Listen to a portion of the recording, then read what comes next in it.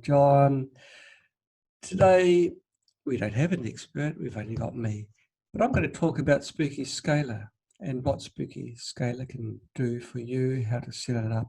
We've had Spooky Scalar released for quite a while now.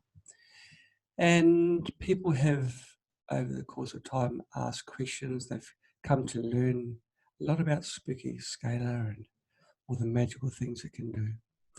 Now we've got a scare on our hands, this possible pandemic virus, COVID 2019, or the Wuhan virus.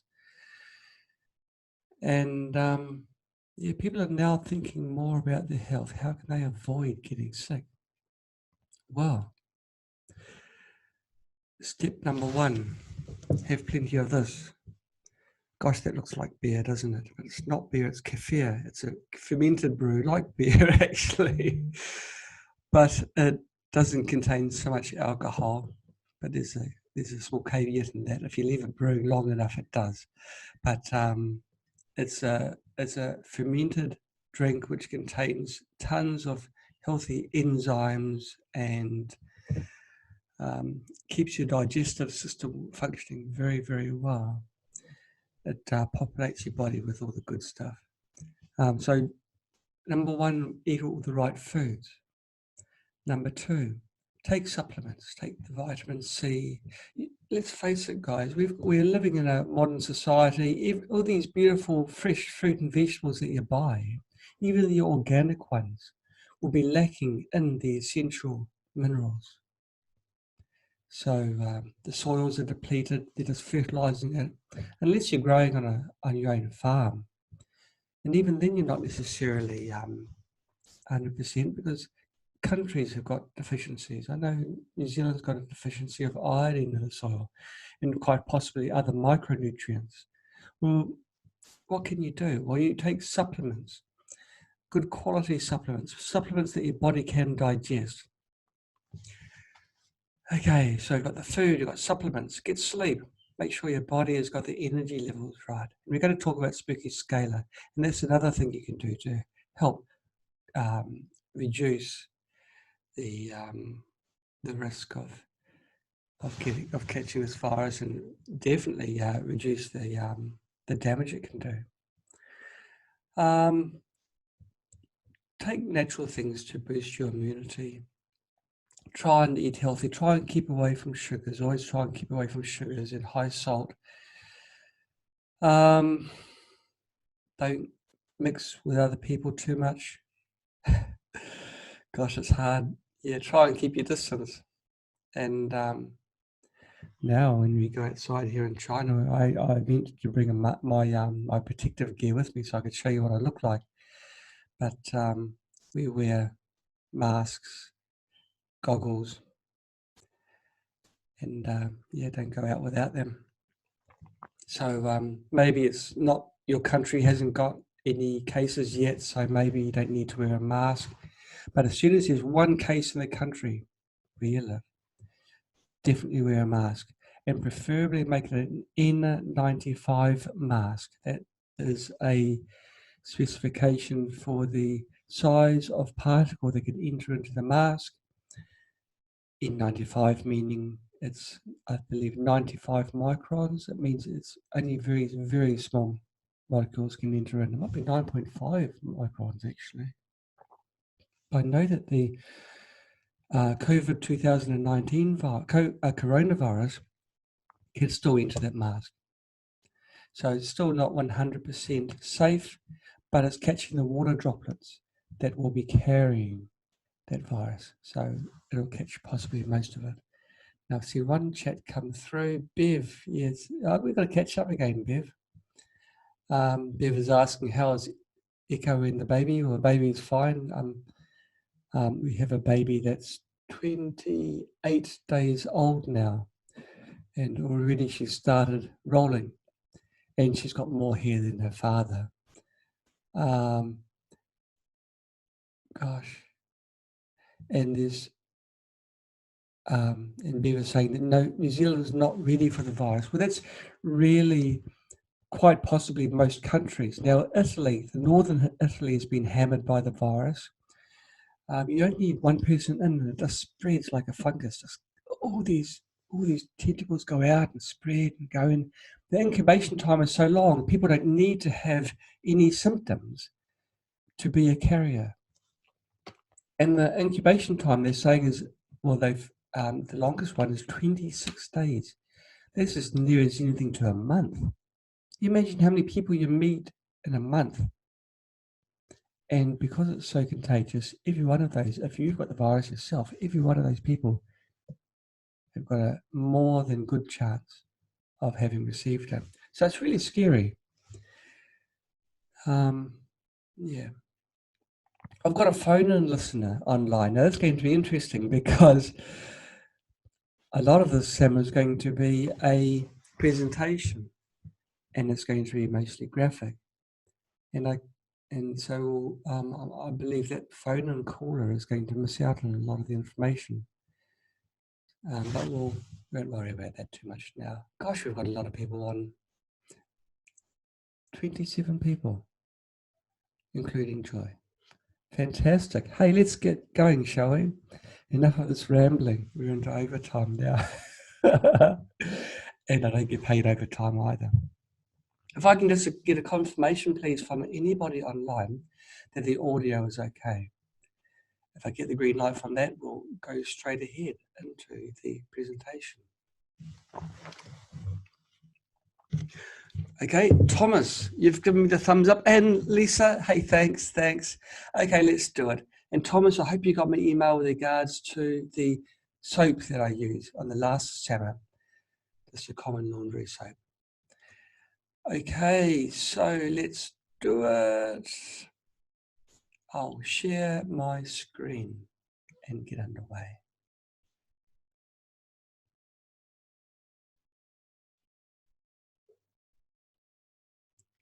Okay. The topic for today, Spooky2 Scalar. Now, how do I always slideshow and then play from start. Okay, I got it right. Spooky2 Scalar. We're going to talk about Spooky2 Scalar. We're going to cover some of the main topics that people have been asking us about. I've already talked about Scalar in one or two videos.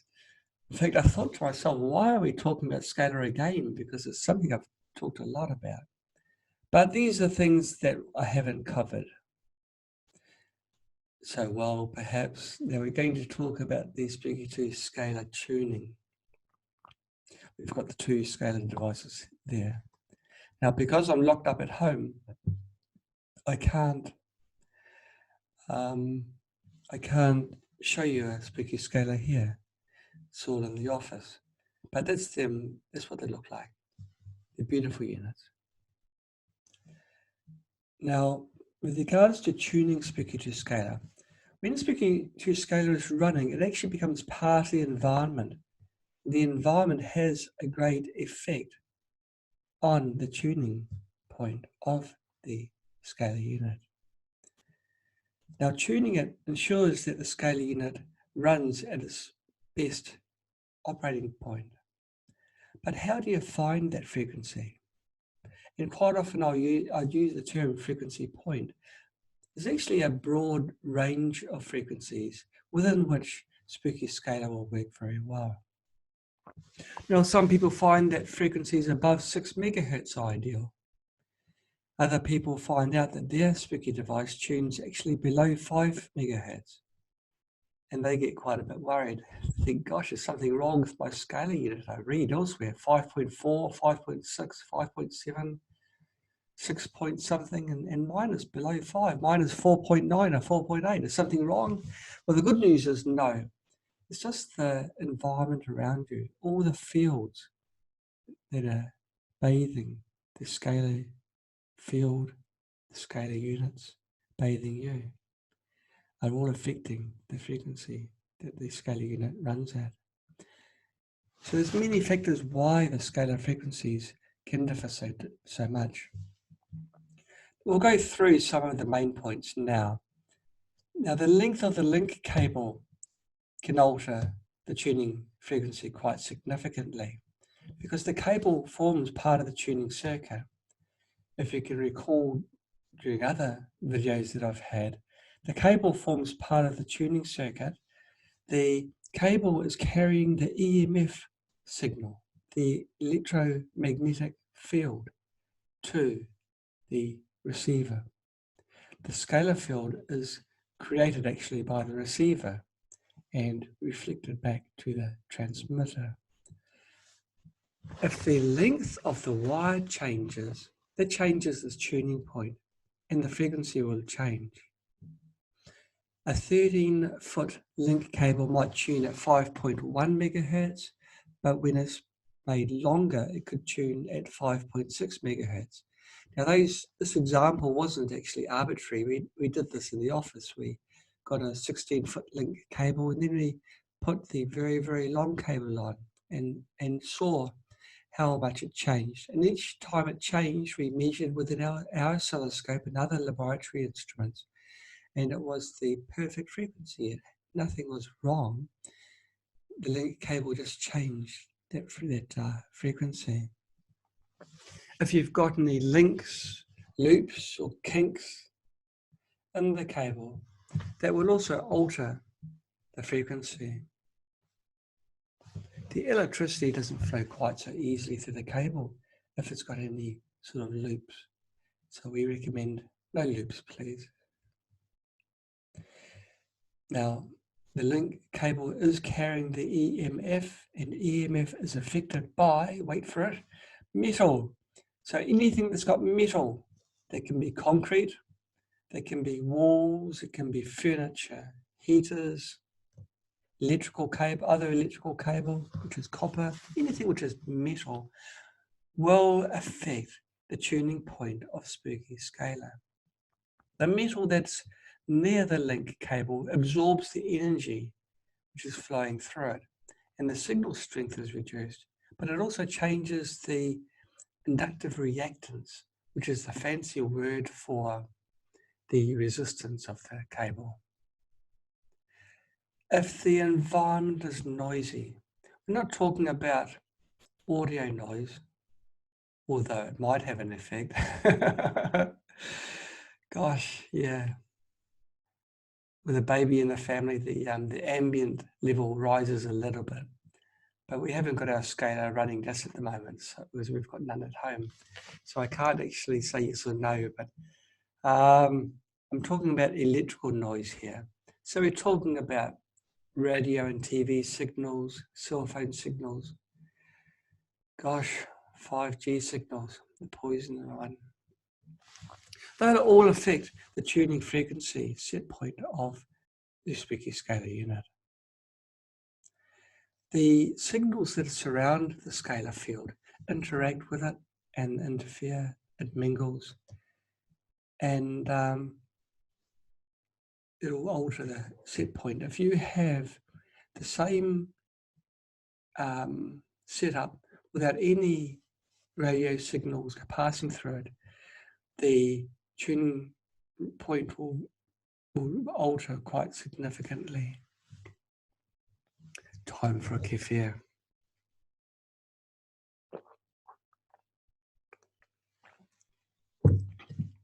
This one is banana and kiwi fruit. Anything which is growing a bit old and a bit furry, any fruit that's becoming furry, I make a kefir out of it. It's going to ferment anyway, right? And it's still got all its minerals and everything, all its nutrients. Okay, seasonal changes can also affect the tuning frequency. The difference between summer and winter will change the frequency that the scalar unit runs at.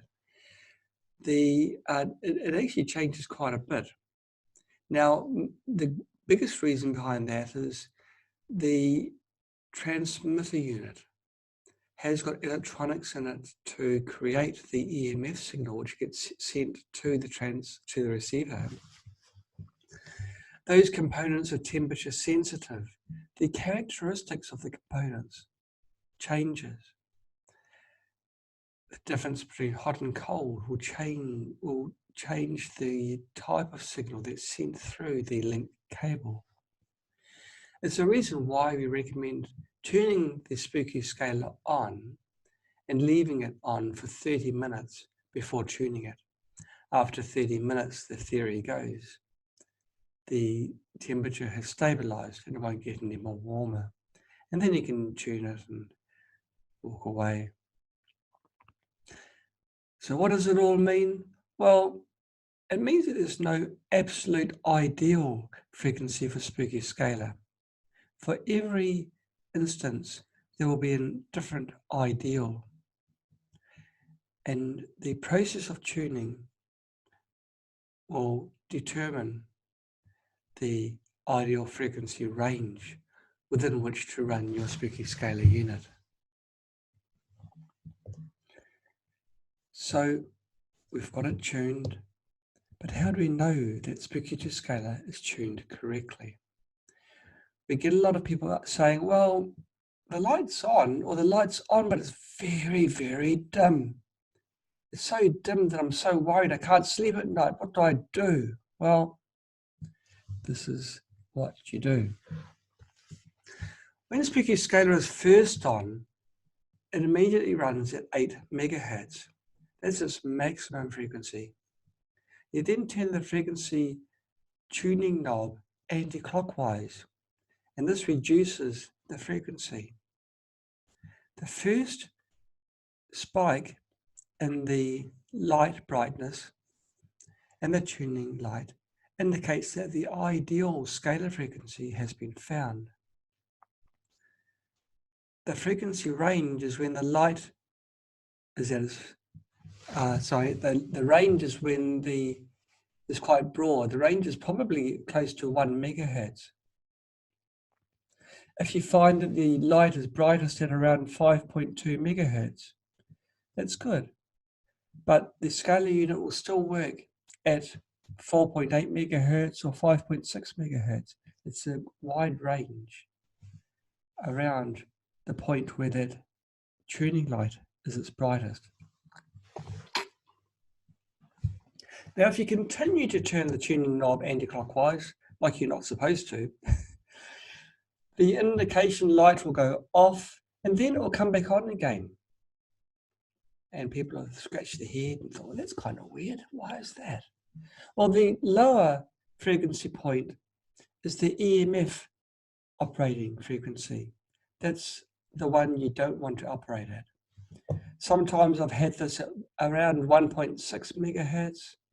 Other times it's been higher, about 3.5, 3.6 megahertz.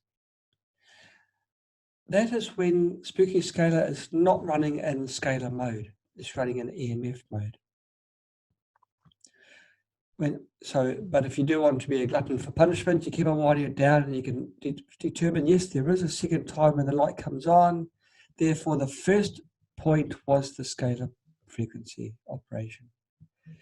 The reason why the scalar frequency is higher is the scalar field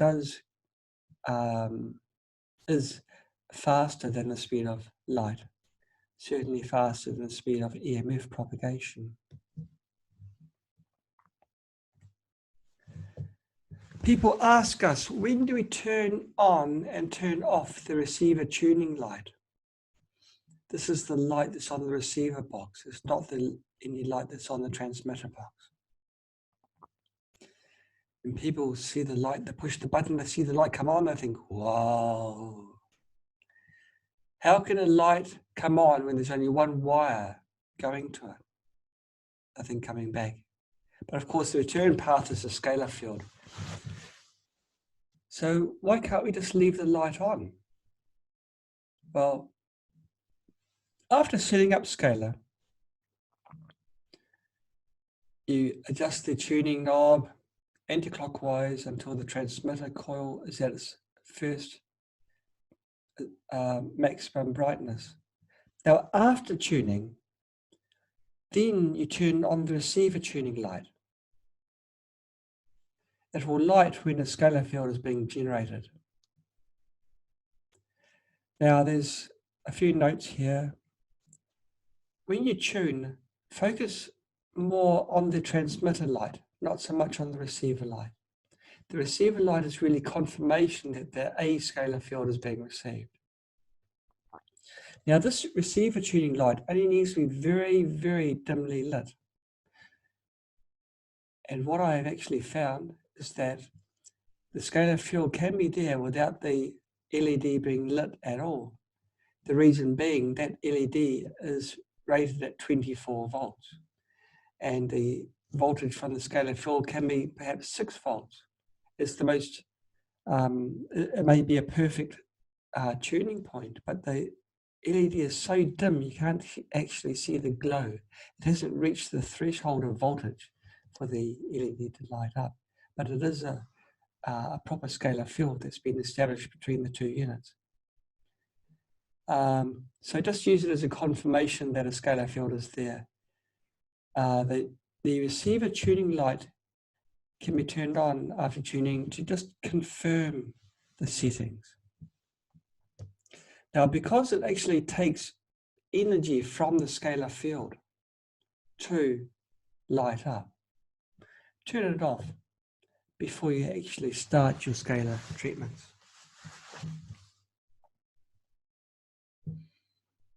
Now, some people have reported back to us that when they do a scalar biofeedback scan, or when they run a Rife scalar, the receiver tuning light may be on, but it might be very dim, or it might even be off.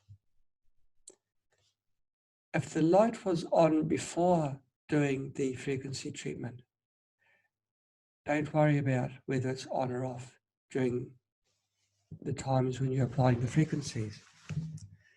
Some power is lost in the scalar digitizer, and also some power is lost in generator X, which is connected to the scalar transmitter. And the link cable becomes more sensitive to the effects of earthing. Now, if you've got your generator X connected to your scalar digitizer, you can do a test to confirm that the scalar field is indeed present. If you go to your System tab of Spooky2 and you select the option to display generator X current and angle, what this will do is it will always show the phase angle and the current of the signal from generator X. You then go to the Control tab and you select the scan graph. The graph will start moving. If you place your hand in the scalar field, the graph will change. It proves that a scalar field is present because your hand is going through the scalar field, and your body, which becomes a receiver, absorbs the scalar energy, and the generator will see this respective change in the field that's passing through to the receiver unit.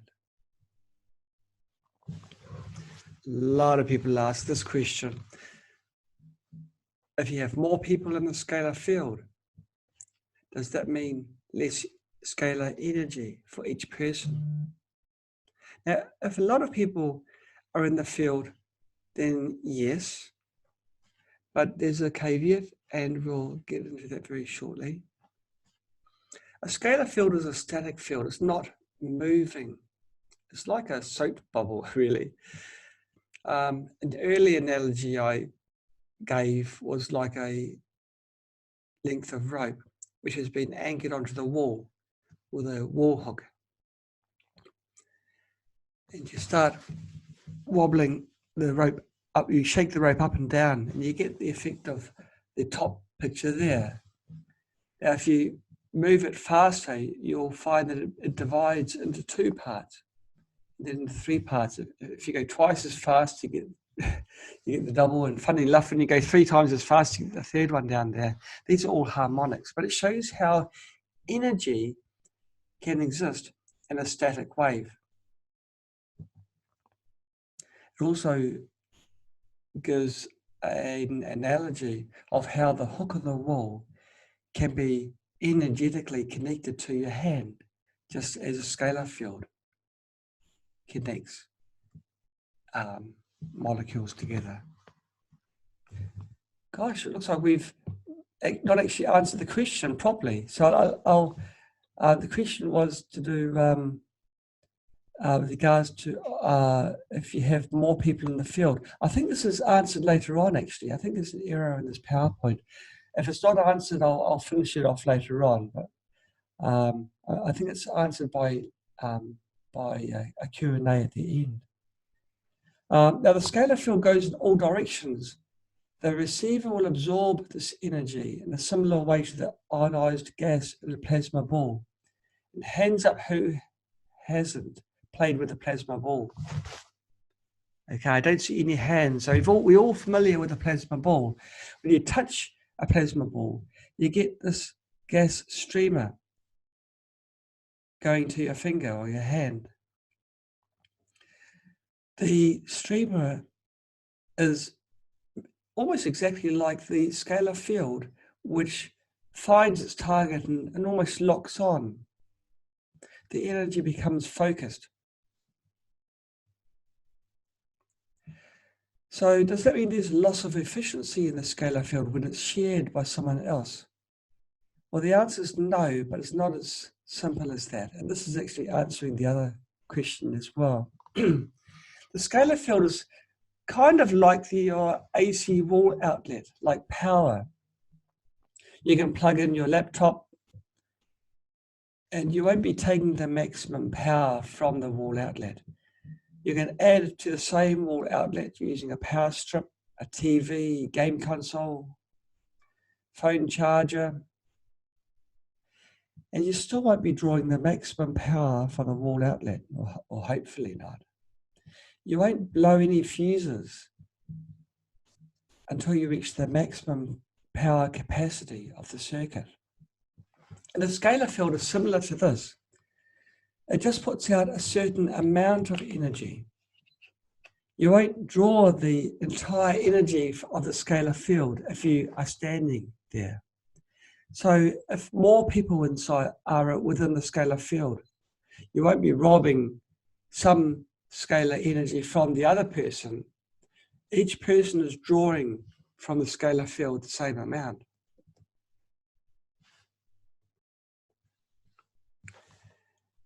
So there won't be any reduction in the amount of scalar energy that each of those people are taking. The body of each person only absorbs the scalar energy amount that it needs. We haven't seen the scalar energy for each person go down simply because more people are sharing the scalar field.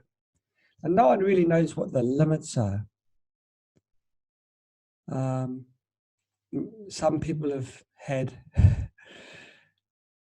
hundreds of people in dedicated scalar rooms, and they haven't experienced a reduction in the field. I think in practicality, there may be a small reduction, but we haven't measured much at all. So it doesn't become reduced, or at least not much reduced very much, because there may be too many people in the scalar field. So there's no need to worry about that. Each person's just drawing what they need. But if you have people near the link cable, that does have an effect.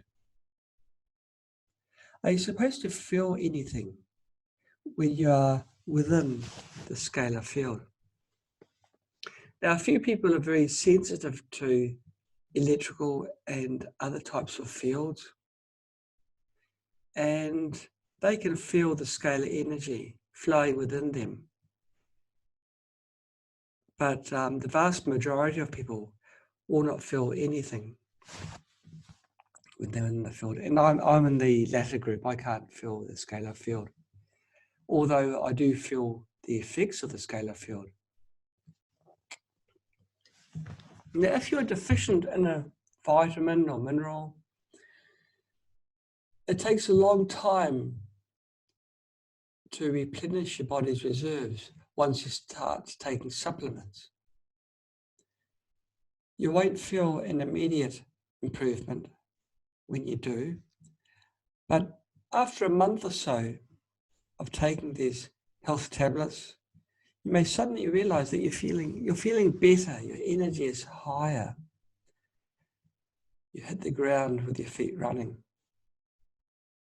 Now, at that point in time, if you've missed a few days after that with not taking supplements, you don't immediately return to your former gloomy, lethargic self.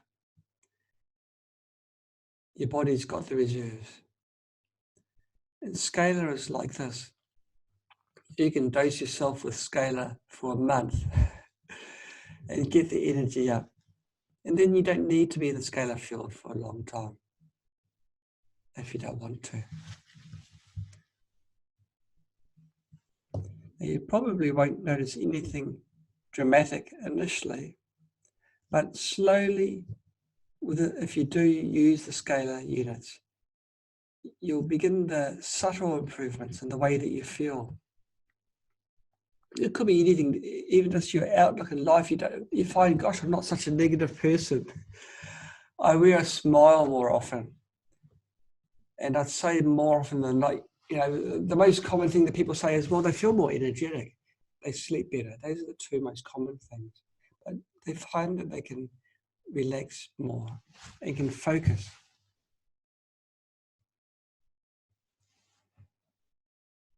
A lot of people sleep better when they are in the field. If you do, we recommend that you run sleep and regeneration programs or place healing essential oils or other substances on the receiver coil. It helps your body repair damaged cells and promote regrowth of new cells, which is essential for good health. When you sleep, that's when your body's recovering from the damage you've done during the day. Now, between the two methods I've just mentioned now, I definitely recommend using molecular modulation, which is placing something like an essential oil or vitamin, mineral on the receiver coil. I'd recommend that over using a generator. Why, people would ask me? Well, it's because it's more natural. When you're using a frequency generator to pass a healing frequency from your body to your body, you might be applying a frequency which is for vitamin C. But that might be just one component of the vitamin C. But vitamin C is very complex. There's a lot in science that we don't understand, and there may be micronutrients within the vitamin C which we need as well. If you place vitamin C, pure vitamin C tablets or a compound that contains vitamin C on the receiver coil, you're getting all the smorgasbord of information from that substance, not just one narrow component of it. So I definitely recommend using molecular modulation.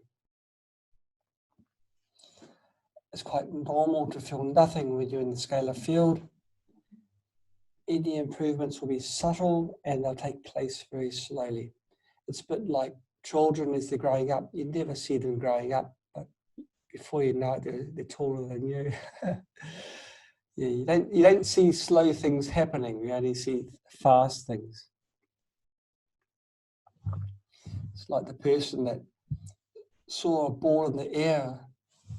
He couldn't understand why the ball got bigger and bigger and bigger until it hit him. Okay, so moving on. What is the ideal distance for a Spooky2 Scalar? There is a minimum distance that we recommend, and that's 6 feet. We recommend 6 feet because you don't want to get near any stray EMF fields from either unit. If it's 6 feet, it gives room for you to be between the two and be within the scalar field. At 6 feet, the scalar field will be something like 2 feet in diameter, which isn't that much.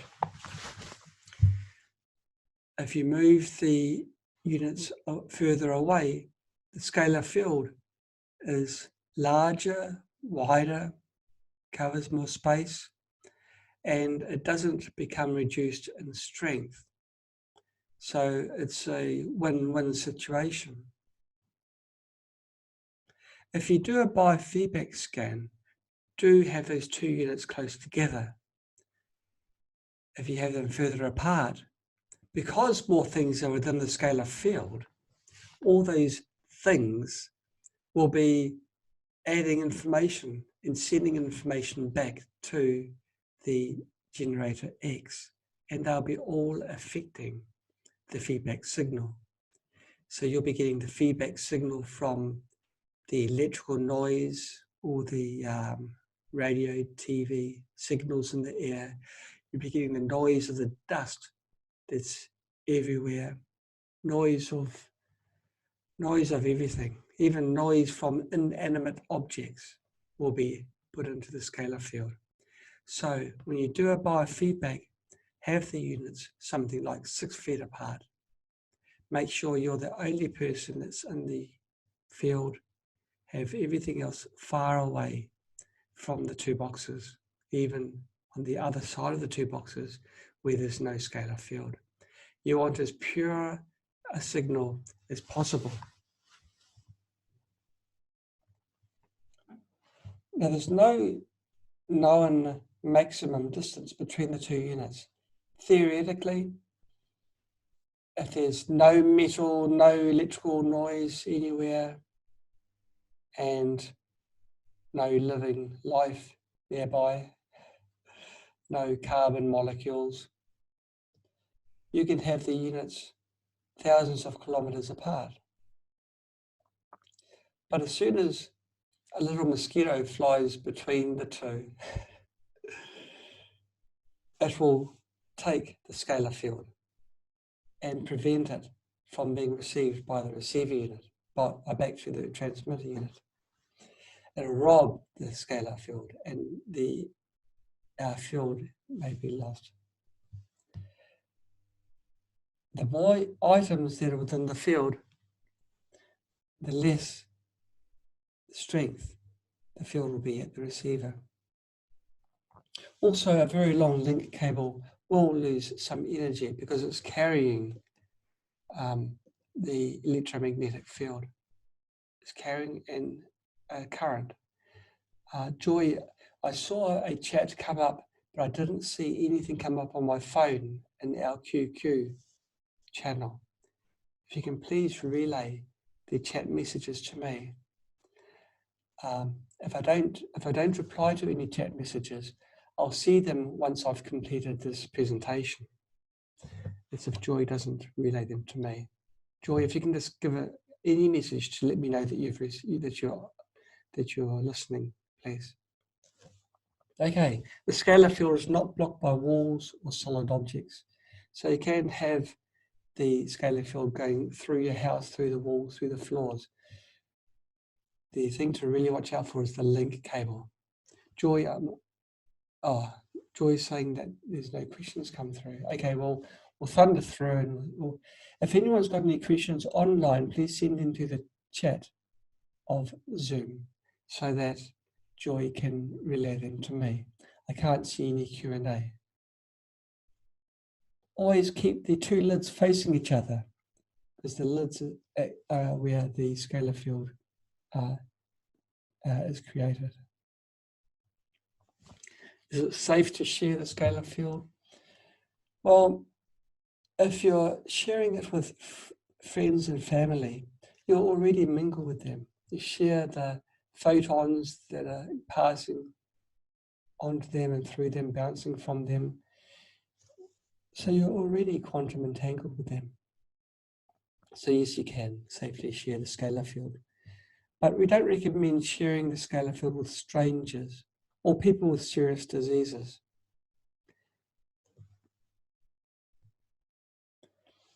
If you don't want the scalar field to affect others, keep the two scalar units at a minimum distance.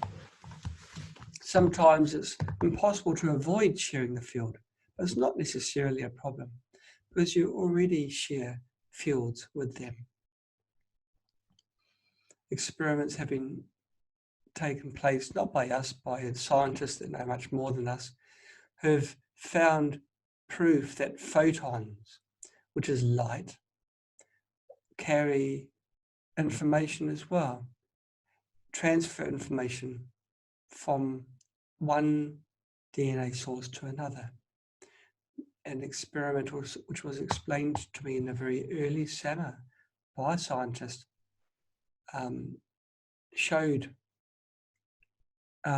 proved that photons of light transferred a DNA information from one tank of fish to another tank. The tanks were separated and perfectly hermetically sealed from each other. So you're really intertwined with people whether you like it or not. That person who you bought the groceries from this morning, you have got information from that person. Okay. Let's see if a message has come through. Okay, now, and that was actually another person, Dr. Fritz Albert Popp, established that biophotons are all that is required to transfer the information.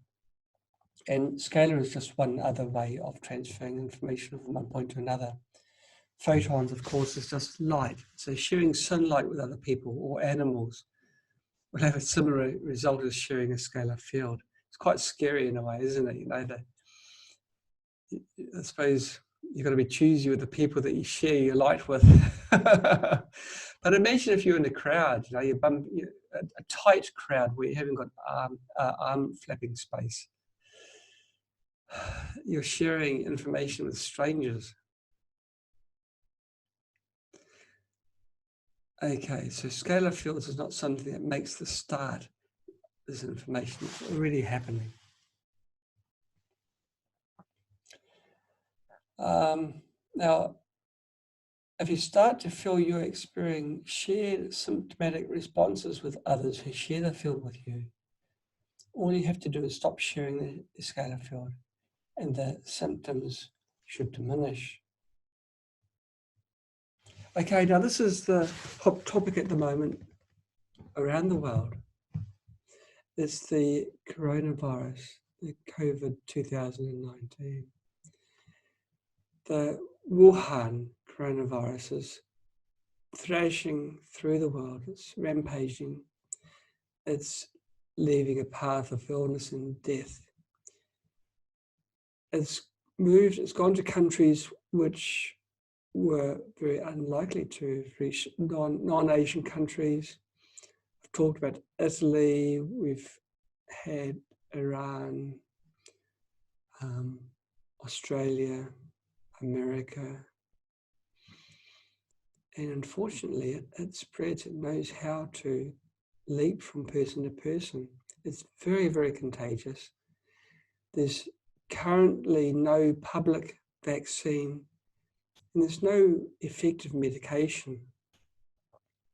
The mortality rate is currently between 2 and 3%. Now, that mortality rate may be pessimistic for several reasons. It might be pessimistic because the way that the information has been gathered, there'll be a lot of people that have got it and don't realize it because it's the flu season. For perhaps most people, it only shows itself as a runny nose, sore throat, and a cough, and not even necessarily a fever. And so it's a flu. People think, well, it's a flu, I'll just stay home, I'll get over it, and they do. But during that time, people that see them, give them food, look after them, they get it as well. And some people are hammered by this virus. The people that are affected greatly, they go to hospital, they're tested positive, and so they become part of a statistic. But the person at home feeling sick isn't. That is self-quarantined. Of the people going to hospital in China, between 2 and 3% have died. People that have gone to hospital are the more sick ones. And so the true mortality rate of the virus may be significantly less.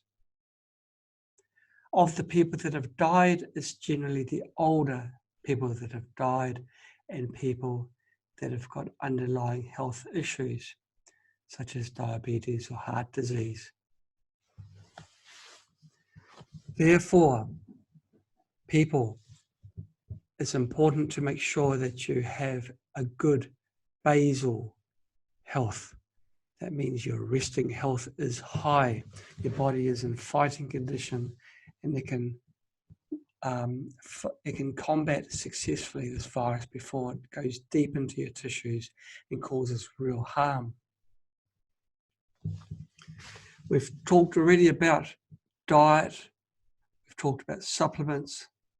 Now we're going to talk spooky. On the day after the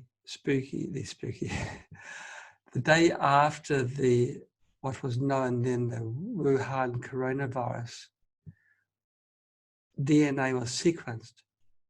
We discovered and we calculated and we released the treatment frequencies for the virus. So you can treat yourself with the DNA frequencies of the coronavirus by selecting the programs that are within the Spooky2 database. This is only in the latest release, obviously, because this virus hasn't been out for too long. So if you go to spooky2.com downloads page, download the official release there and install it, you'll find these programs come up. You can search for Wuhan and you'll see the relevant programs come up. The two which are most relevant is the Wuhan seafood and the Aquatica Wuhana. We have presets which are also in the program. If you go to the presets tab and you search for Wuhan, you'll find some presets. You choose the one that's appropriate for the way that you're applying it. If it's contact mode, you choose the contact one. We've got plasma, we've got remote. So we've got that covered. In fact, the presets are the preferred way of applying the frequencies because we mix in other frequencies which are appropriate for the COVID 2019 virus as well. You can see these presets here. You can see that there are notes for each of the presets. Please read the notes. They are important. And usually that gives information as well on how to apply the frequencies. In the bottom here you can see, run this preset for as long as possible. It will help to simultaneously run detox programs in the remote mode. That is to remove the viral poisons which are released when you run this preset. The one that's selected is a remote preset. You can see at the very top there in blue, at the end of the very long line, it's got R in brackets. R denotes it as a remote preset. If you want the very, very latest spooky version, you can wander over to my personal website, which is cancerclinic.co.nz. I have all the pre-release versions of Spooky in the downloads section there. In the pre-release, I have the very, very latest presets, the very, very latest programs there. So even these presets have changed a little bit between the formal release and the one that's in the pre-release version. And that's the end of this presentation. Now, there's been a few questions come up. No, we've got a Q&A. Yes, a few questions have come up. Joy, do you not see them? Okay, but we'll go through them. It's a Q&A, so I'll go. Oh, okay, Ken, you're saying it's okay for audio. Good on you, Ken. Let's have a look at the questions that have come through. Bev is asking, how does Wi-Fi affect the signal in the cables? Well, Wi-Fi actually induces a signal within the EMF, within the link cable, and that signal interferes with the signal going to the receiver unit. And Wi-Fi is a very strong unit, a strong signal. It's about, what is it, about 2 watts or something? Very, very powerful, very strong. You don't want to be near a router. So if you can possibly keep, well, the idea is to have it off, which is of course impossible in today's modern world. So just try and keep your routers as far as possible away from where you are, which you should do anyway. And certainly away from the scalar unit. Now, if the important thing is the link cable. If you keep the scalar link cable away from the Wi-Fi signal or any electrical noise, the scalar field itself that does not interact with the Wi-Fi signal, or if it does, it's immeasurable. So focus on the link cable. That's the most important thing. Now, having just said that the scalar field isn't affected by the Wi-Fi, it can carry the information of the Wi-Fi. So you might have the Wi-Fi signal get transferred through your body in a different way due to the scalar field. But the scalar field itself is not adversely affected. Can you use scalar in a metal room, such as a shipping container, tiny home? There's another question from Bev. Hey, that's a very, very good question. In our laboratory here in the Spooky2 offices, we have a Faraday room, which is basically a solid metal room. No signals come in, no signals go out. And we set up our scalar, and we found that the tuning of the scalar was very different from outside. Now you've got to be very, very careful, Bev. Keep the link cable well away from the walls, ceiling, or roof. What you can do is you can suspend the link cable from the roof using some rope, some non-conducting nylon rope perhaps.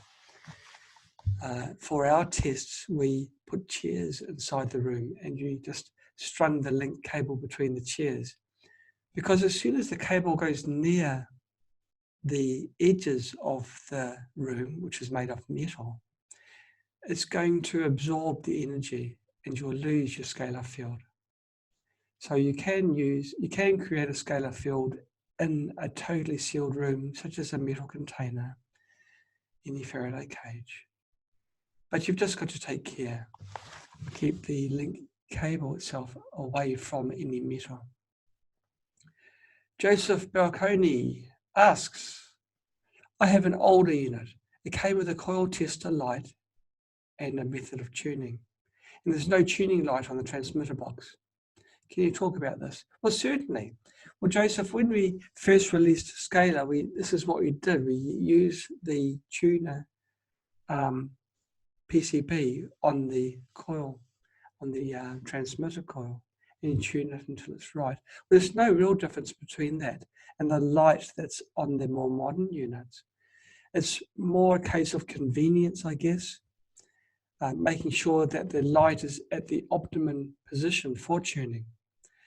We found that some people would have it even as 5 millimeters to one side. Just makes quite a large difference in the reported tuning frequency.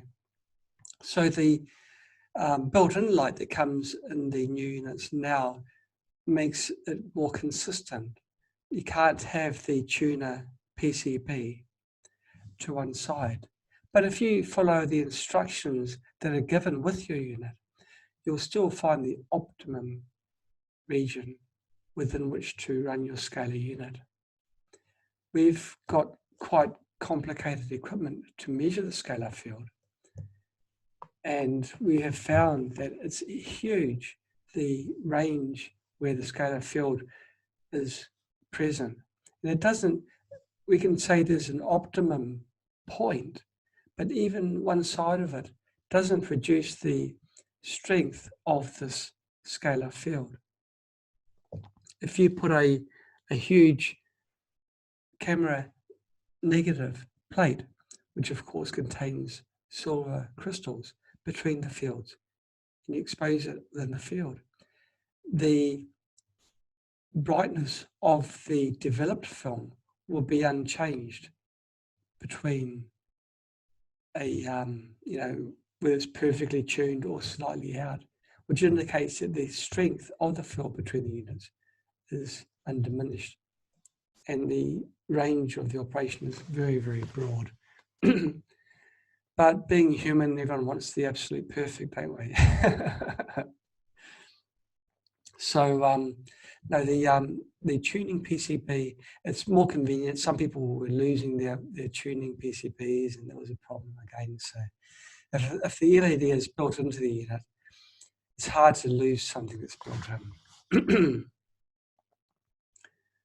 Okay, now, John, I know you've covered this before. You've asked Thomas, but you need to ask me if new information has been learned.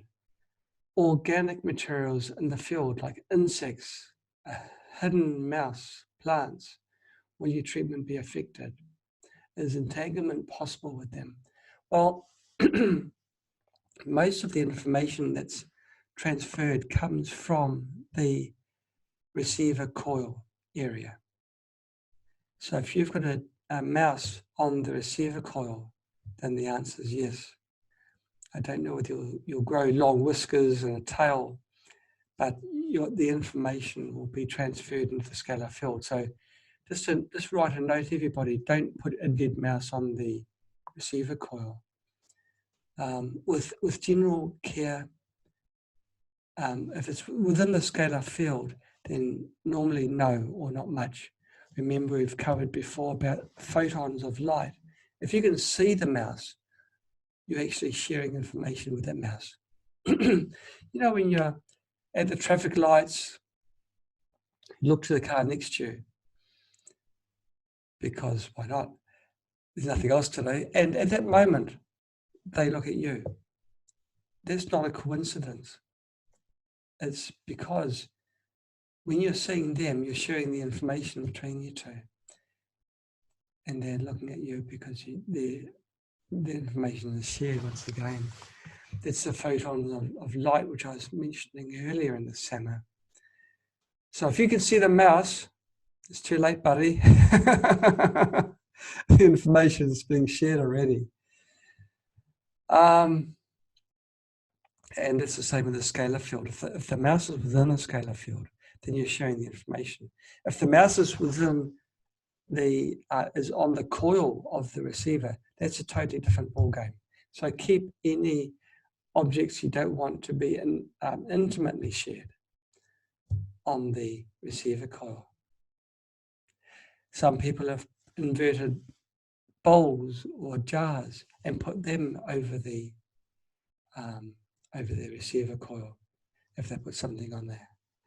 That's actually a really good idea, but just make sure that the bowl that you put over the top doesn't contain any metal.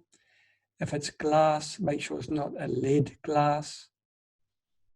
Quartz glass, like a baking bowl, is actually very good if it's made from borosilicate or Pyrex or any other brand names that they call it. It's a high temperature glass.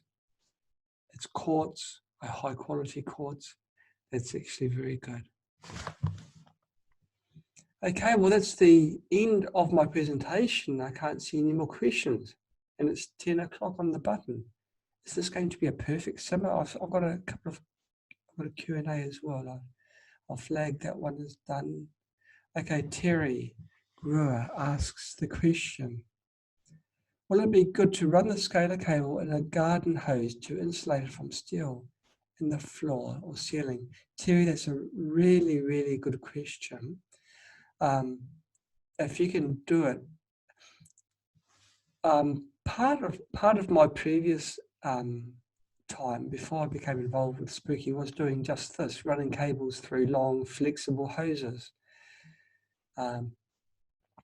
You'll find that it's easy for the first 10 feet, but beyond that, the link cable starts sticking to the side of the hose. You can drop the hose down a high-rise building window, not drop it completely. You remember to hold on to one end of it so you don't give people at the bottom a big surprise. You don't actually drop it, you just have it so it's vertical. And then you can feed the cable through there with some sort of luck.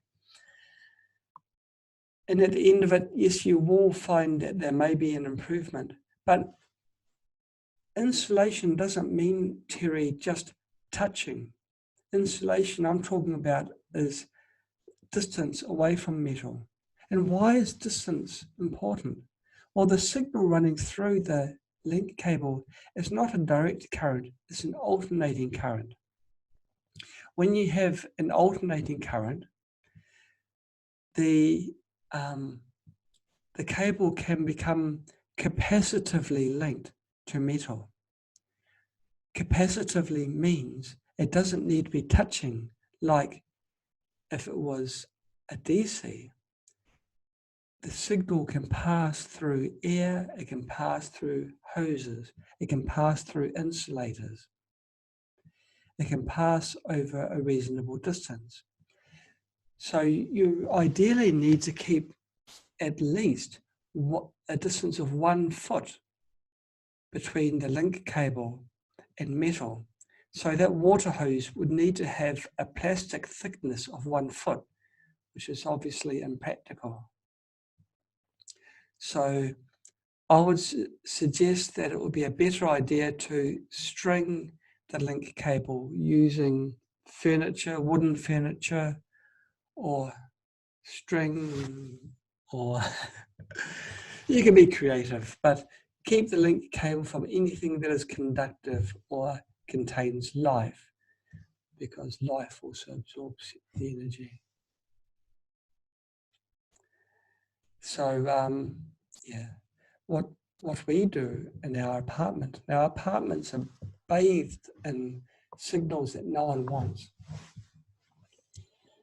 Wi-Fi signals. If I look at my Wi-Fi signals on my phone, it comes up with pages and pages of people that are running their Wi-Fi. Very healthy. Well, I've still got a good scalar field, and I do it. Now, all the walls and the floors are concrete, but I drape the link cable across the furniture. And the floors are wooden floors, and the floors are built up from the concrete floor, so there's an air gap between the wood and the concrete. So we managed to get a good scalar field established. And our link cable, it's 60 feet. Our link cable is 60. We do our whole apartment using one scalar unit from one side of the apartment to the other.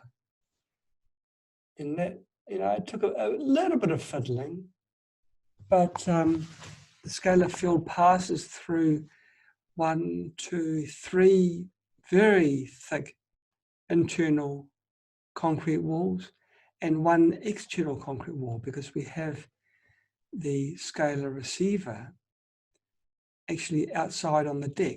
We've got a little deck here. And so there's a lot of concrete, a lot of metal that the scalar field passes through. And the light is no different from if the scalar units were in the same room, just 6 feet apart. But we do take great care with the link cable. Time for a cafe.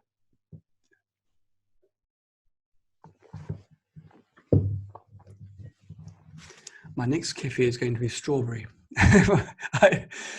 We had some old strawberries lying around, so I threw them into the kefir.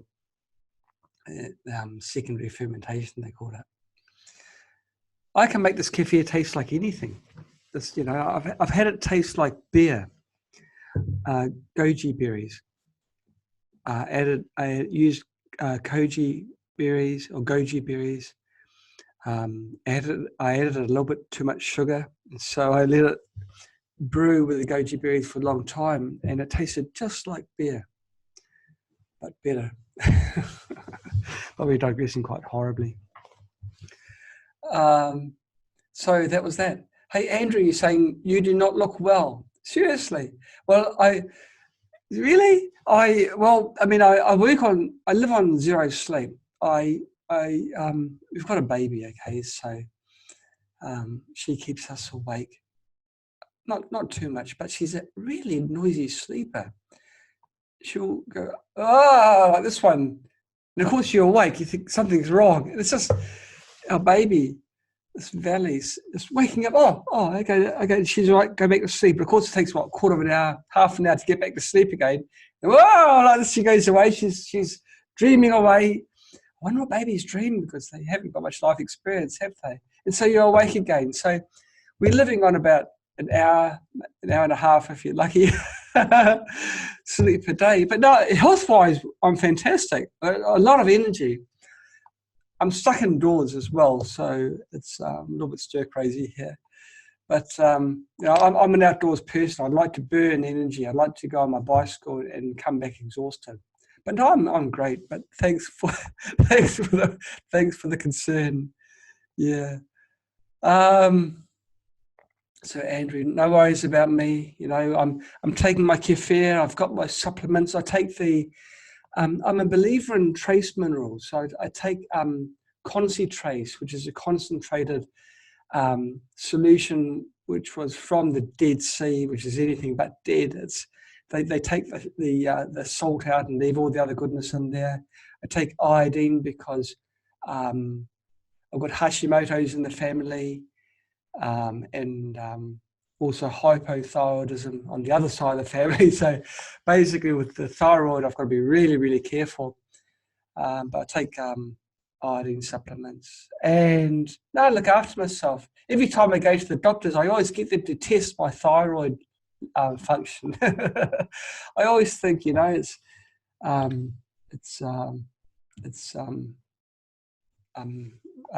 got a hypoactive thyroid. Because when my body's on idle, my pulse is extremely low. I've got a pulse measuring watch, and I recorded myself what I was doing while I was sleeping, and it goes down to 30 beats per minute when I'm sleeping heavily.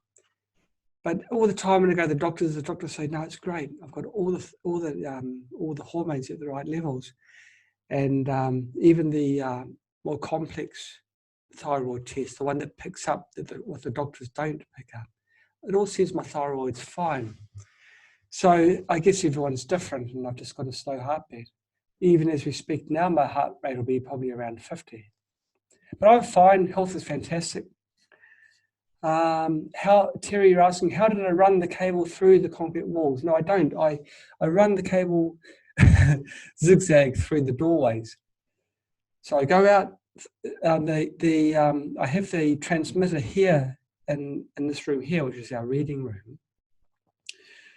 I have it on a shelf, and then the link cable snakes its way through the door, through the hallway, through some other passageways, and then to the receiver unit. The scalar field is the field that goes through the walls. The scalar field doesn't follow the same path as the link cable. But the link cable isn't straight, which is ideal. It snakes its way through, but there's no loops. If your link cable is too long, take the long way. You can have a large circular path, but no loop. Okay, don't loop it. And Andrew, you're saying when you're in Melbourne, drop in and see what we do. I'd love to, Andrew. I've got it in my mind, on my bucket list, to visit Australia, visit our friends there. We've got so many of our family there. Family as in spooky users. No blood family, just family that we've got now that we'd love to meet. And of course, there's you in Melbourne. Yeah, Melbourne's a fantastic city. Yeah, on our bucket list. We can't at the moment because we've got young Valley, but when she grows up a little bit, then certainly. I mean, she's only 28 days old now. Gosh. So she's a little bit too young. We want to be very super careful now because of the virus. You know, we're under self-quarantine. We're allowed to leave now. On Monday, which is 4 days away, we're allowed to go back to work. Until then, we're blocked out of our own offices.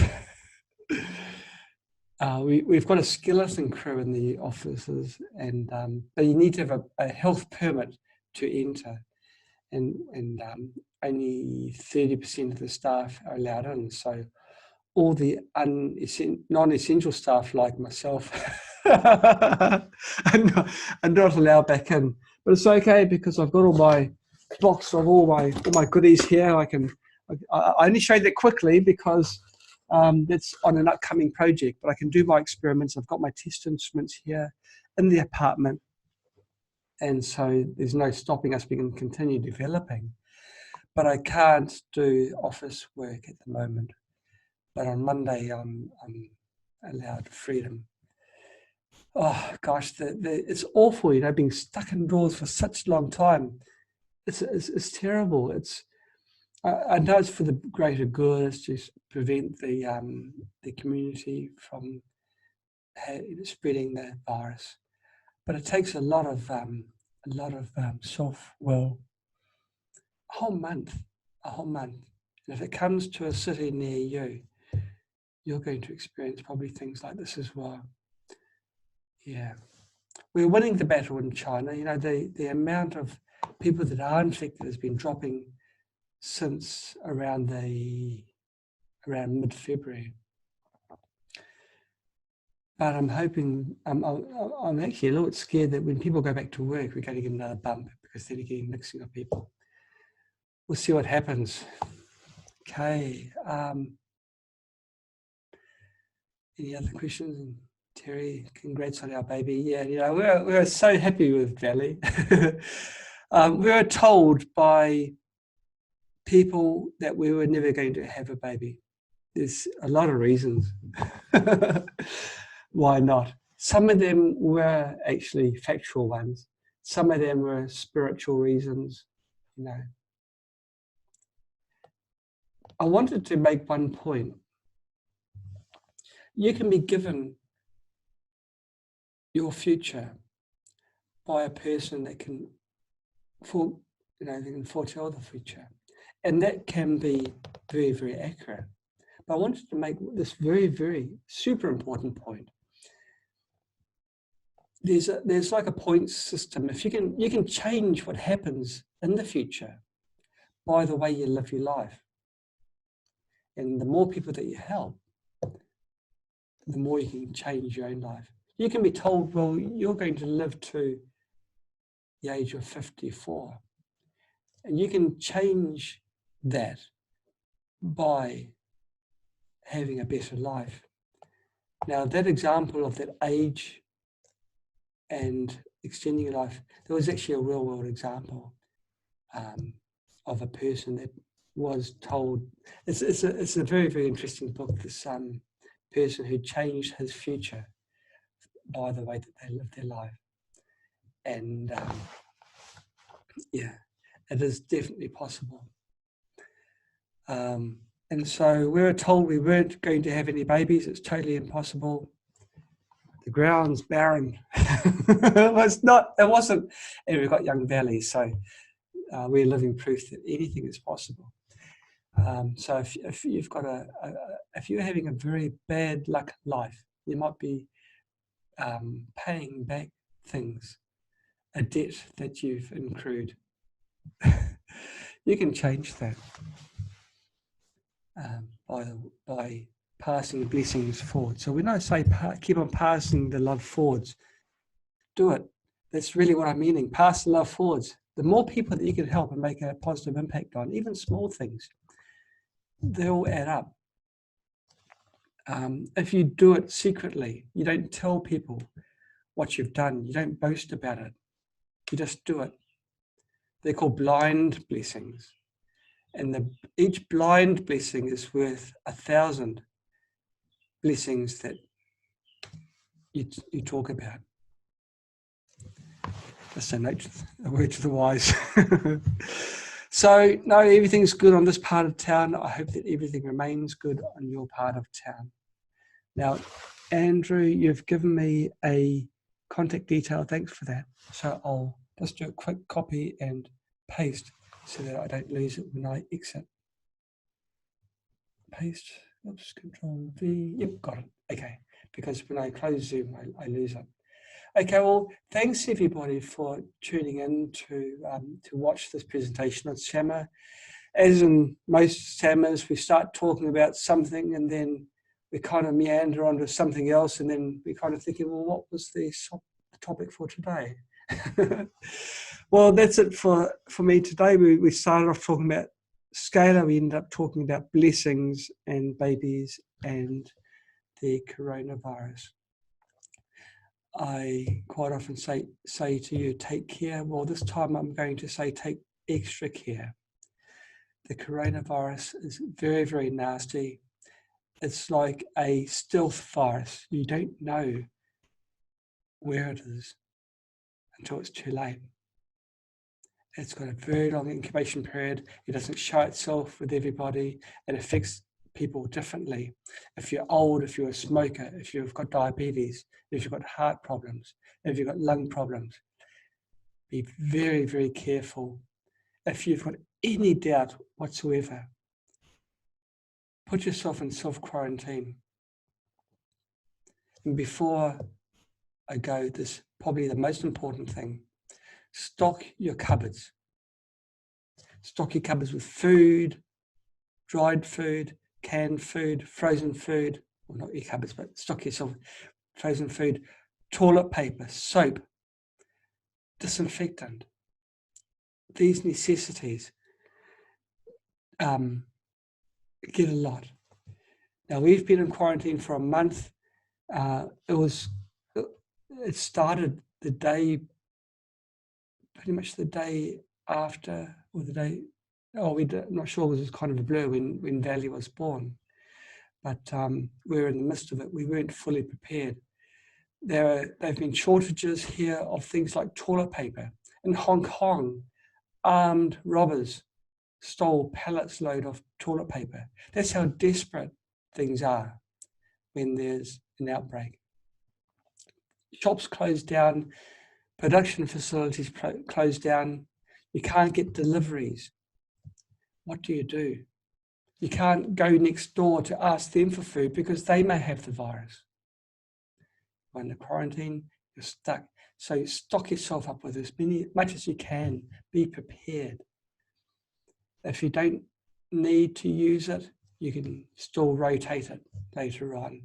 But if you do need it, if the virus does raise its ugly head, you're prepared and you can hunker down and keep you and your family safe. That's the biggest, most important information I think I can give you during the course of this summer. Be prepared, yeah, and make sure you've got your scalar unit set up as well, because you can put. Oh, that's another point too. Vitamin C has been shown to hammer this virus quite well. This is intravenous vitamin C. You can do the same thing with vitamin C. I guess the best would be liquid vitamin C, the same that you would inject into your veins. Put that onto the receiver coil. That would be fantastic. So you can bathe in the healing of that vitamin C information during the course of the pandemic. Okay, well, that concludes the SAMR for today. Thank you so much for tuning in. Pardon me, it's been very much a pleasure having you on board. I see that the phone panelist is left. He would have missed out on a lot of the information, but we will publish this video later at spooky2videos.com, and maybe even YouTube, if they keep this video up. They've been culling a lot of the videos that we've been producing in part of the on their drive, and yeah, you know what. But we keep on fighting, right? Keep on trying to put the information out there. So keep safe, everybody, please. Be extra vigilant. If someone sneezes, turn away, walk away, keep your distance.